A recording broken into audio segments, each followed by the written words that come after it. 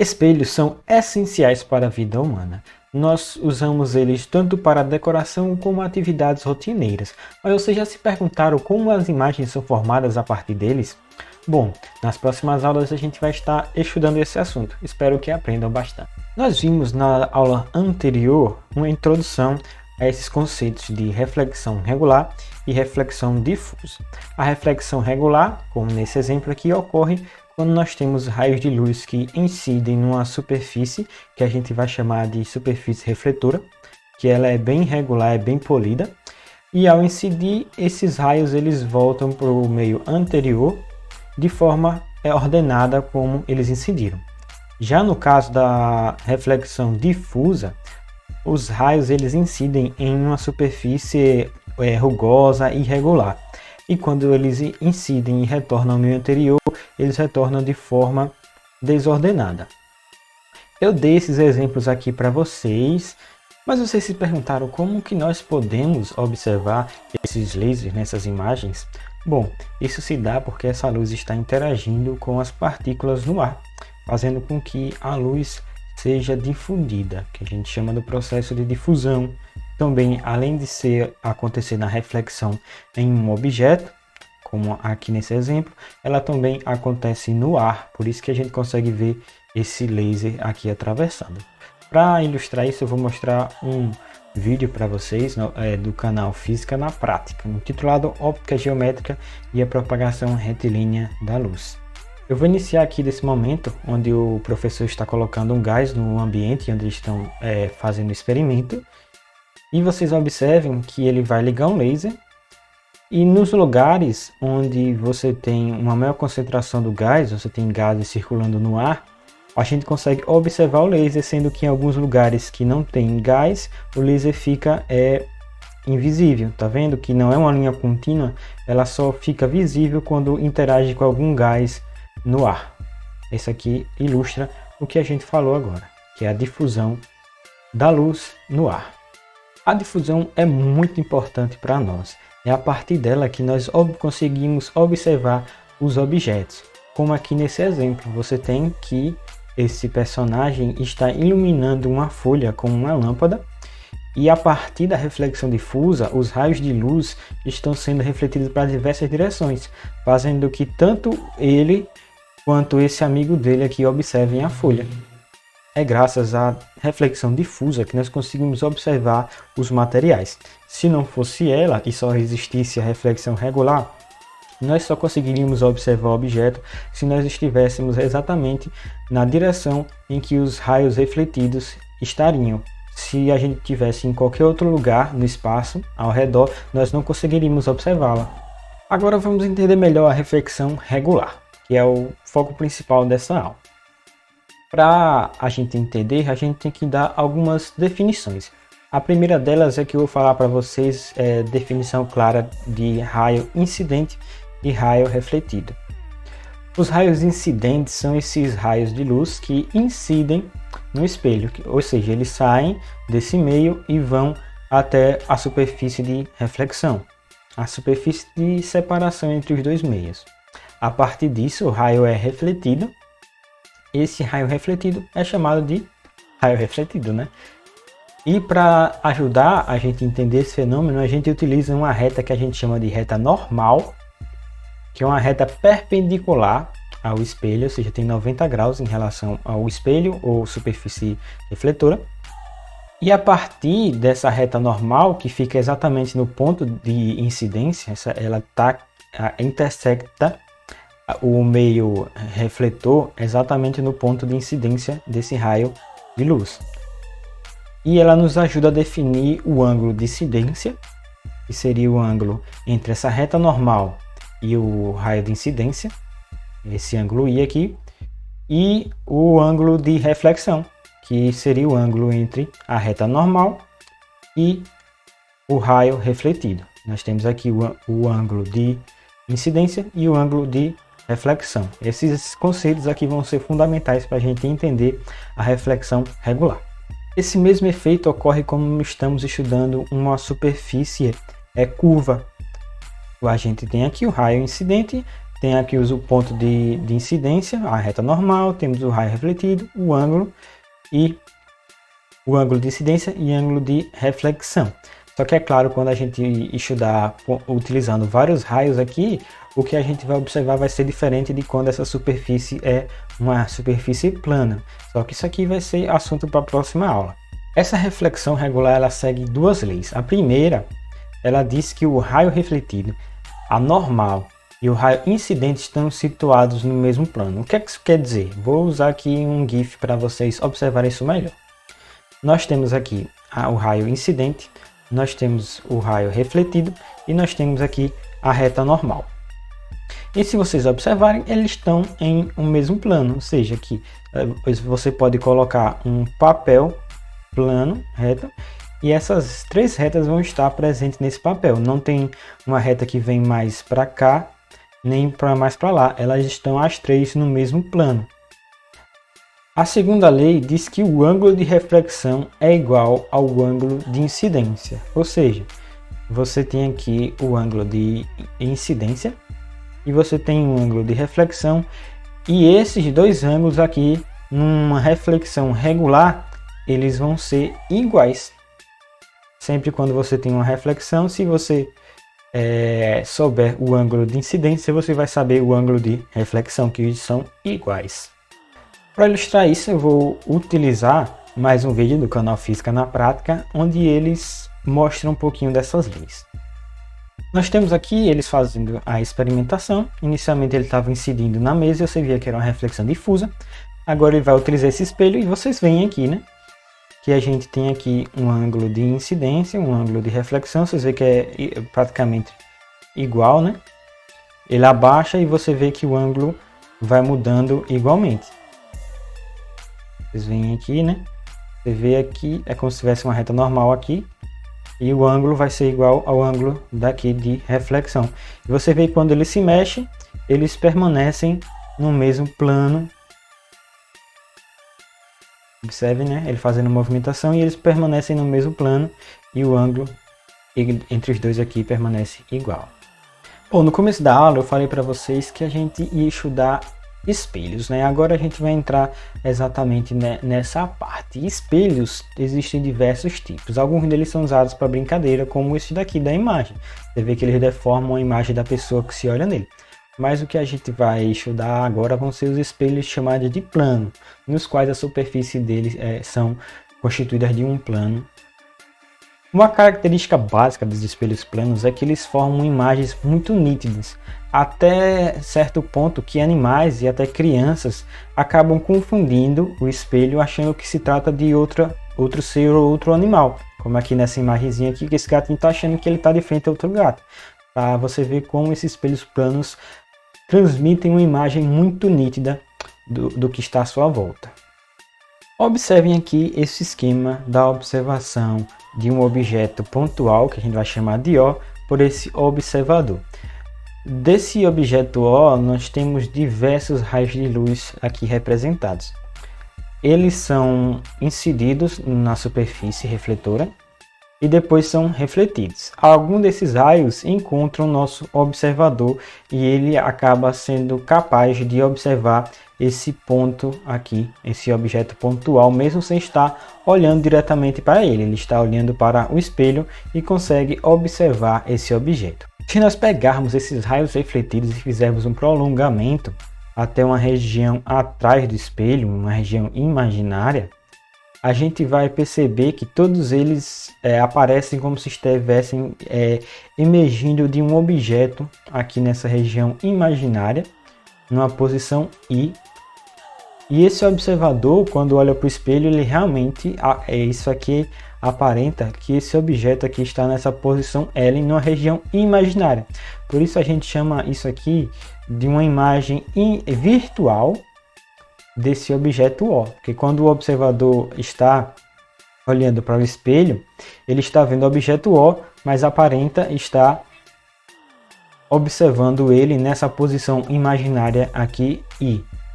E é o que acontece com as crianças e animais. Eles Nós que já somos acostumados com espelhos, nós entendemos que o objeto não está lá atrás, é uma reflexão.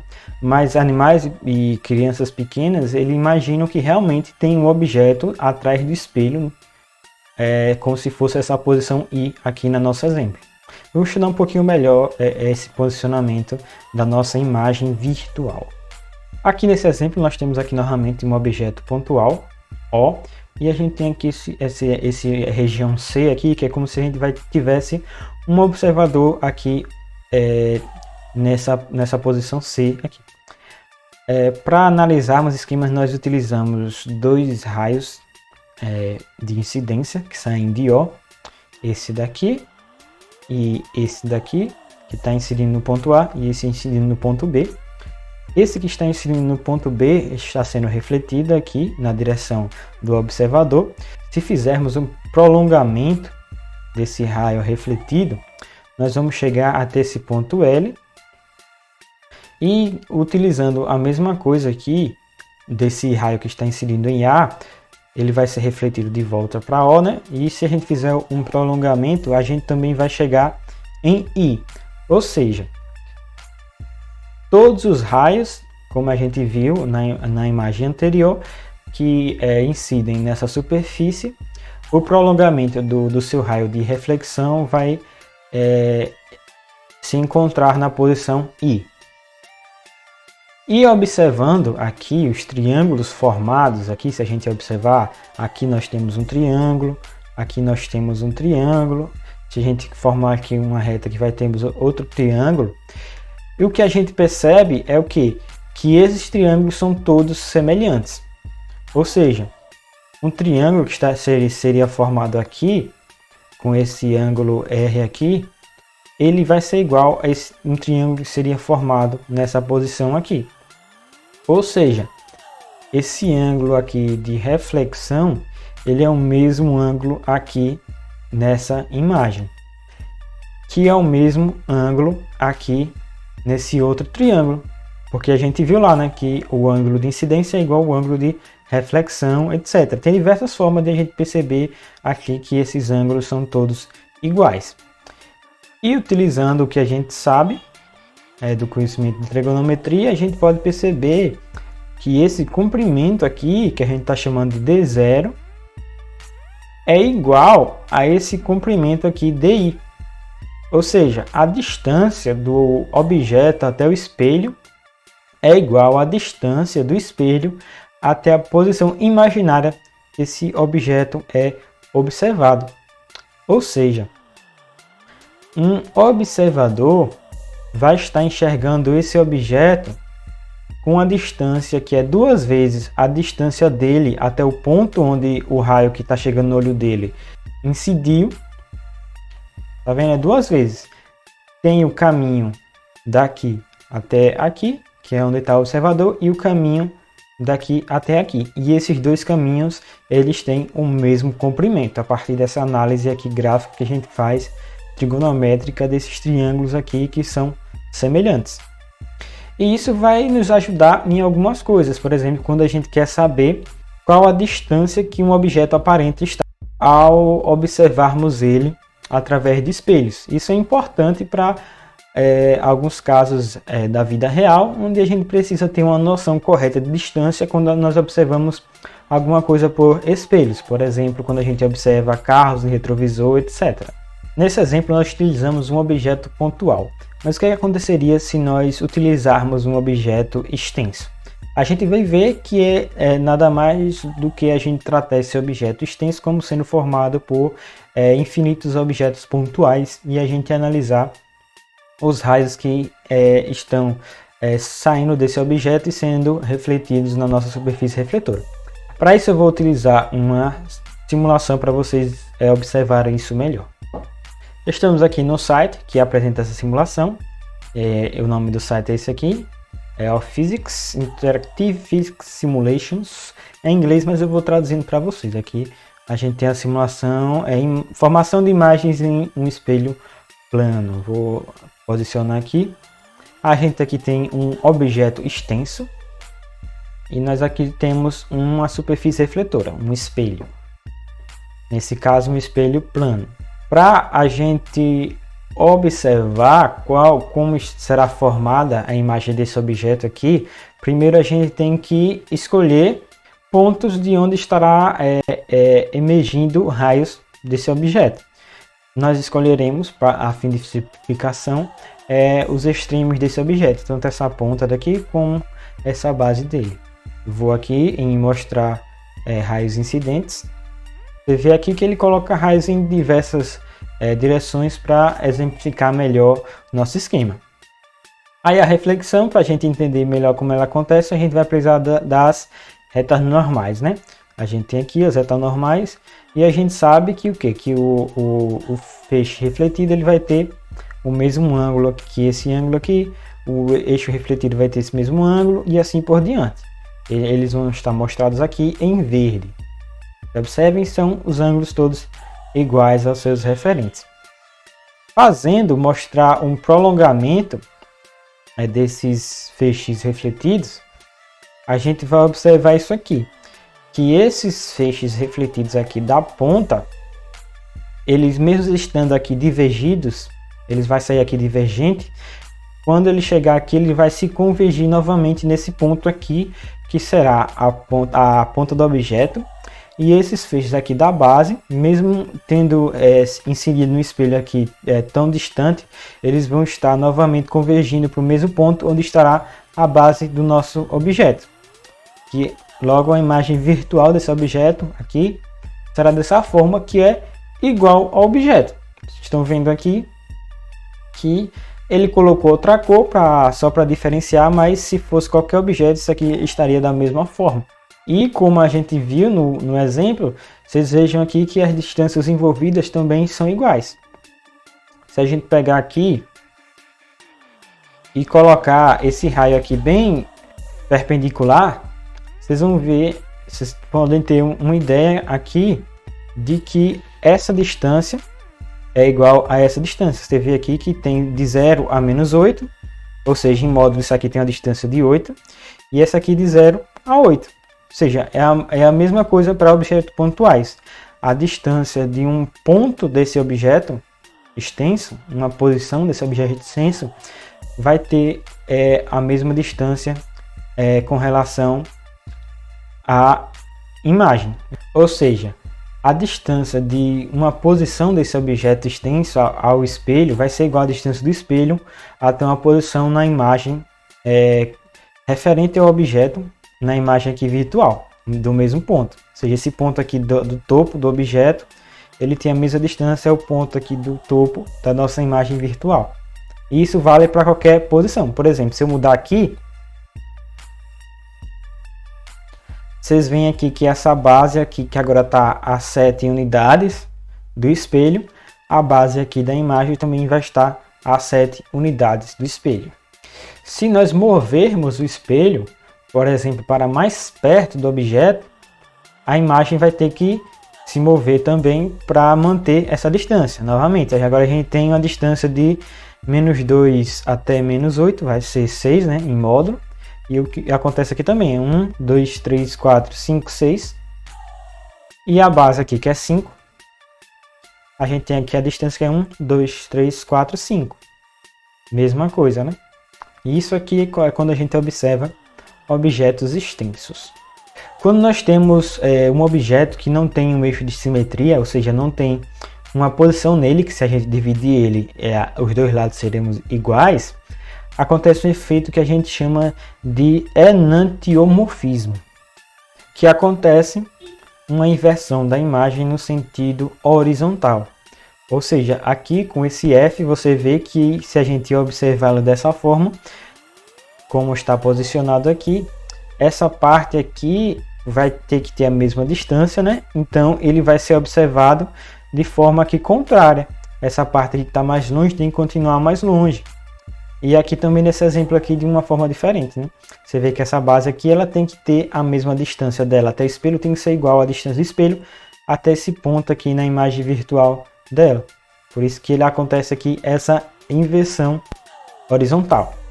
Aqui temos um exemplo, né, que uma mão, que quando a gente observa uma mão no espelho, a gente observa a mão direita aqui nesse caso como se fosse a mão esquerda. E nesse caso aqui a gente tem duas mãos mesmo. Aqui tem uma mão direita e atrás é outra mão direita. Você vê, né? Você tem uma mão direita. Quando você observa ela assim, ela fica assim. Só que nesse caso aqui, no espelho, a direção dela é invertida. Aí se eu te mostrar uma imagem de uma mão e eu te perguntar se ela é uma mão direita ou esquerda, pode ser que ela não seja bem identificada se a gente estiver te mostrando uma imagem de uma reflexão espelho. Aí você vai ser enganado, que pode ser que eu esteja te mostrando uma mão direita sendo refletida no espelho, que ela vai parecer ser uma mão esquerda. Isso acontece com diversos objetos que não têm uma simetria. A gente vai perceber essa inversão horizontal. Alguns conceitos aqui para completar o nosso estudo. E o espelho plano ele é chamado de um sistema óptico estigmático. Isso quer dizer o quê? Que os prolongamentos do raio de luz de um ponto objeto, né, formam um único ponto imagem. Ou seja, qualquer ponto ali, tanto no objeto extenso ou no objeto pontual, os raios que saem dele quando incidem no espelho, o prolongamento deles converge em outro ponto imagem, que é um ponto virtual que está no espelho. Só que tem sistemas que isso não ocorre, que nesses sistemas eles são chamados de astigmáticos, em que esse ponto virtual no espelho ele não acontece, ele não é formado. E a gente vai ver mais para frente exemplos disso. Como último conceito que eu vou mostrar para vocês hoje, nós temos aqui o conceito de campo visual. A partir dele nós definimos qual é a região que um observador em determinada posição consegue observar através de um espelho. Como aqui nesse exemplo aqui nós temos esse observador nessa posição e nós temos aqui um espelho. Ele consegue observar esse ponto P aqui porque um raio aqui que incide no espelho tem uma posição no espelho aqui que consegue incidir no nosso olho. Após ser refletido, a gente tem um raio refletido que incide no olho. Só que existem posições aqui no espaço onde a gente não vai conseguir ter um raio de luz que reflita aqui no espelho e atinja o observador. A gente pode fazer isso a partir da inversão, né, que a gente lembra lá do nosso princípio, que a luz ela tem um princípio lá de inversão, que tanto faz ela fazer esse caminho como esse caminho que vai ser igual. Então a gente imagina raios de luz que estão sendo refletidos aqui do olho. Eles estariam aqui nessa posição imaginária O, e eles poderiam observar raios, como nesse exemplo aqui, que estão vindo desde essa posição aqui, com esse ângulo de incidência. Eles poderiam incidir nessa posição aqui, desde esses raios aqui com esse ângulo aqui de incidência nessa posição aqui, que é o maior possível. Se for um ângulo maior ainda aqui, lembrando que o ângulo é medido em relação ao normal. Ou um ângulo maior, por exemplo, ele deitasse mais, a prolongação ele passaria direto, ele não estaria aqui no nosso observador aqui imaginário, na posição imaginária do nosso observador. Logo, esses dois extremos aqui, que podem ser observados nesse ponto aqui imaginário, que seria o observador imaginário, eles formam a região que a gente chama de campo visual, que é essa região aqui. Qualquer objeto aqui, qualquer ponto aqui nessa região, ele consegue ser observado por esse observador aqui. Mas se ele estiver fora, ele não conseguirá observá-lo através do espelho. Lembrando que se a gente alterar o espelho, a gente vai alterar esse campo visual. E a mesma coisa se a gente alterar a posição do observador. Nosso campo visual também vai ser alterado. Logo, esse campo visual ele é referente tanto à posição do observador quanto à posição e dimensão do nosso espelho. Bom, pessoal, esses são o que a gente queria mostrar para vocês sobre os conceitos nessa aula. Obrigado pela atenção e bons estudos.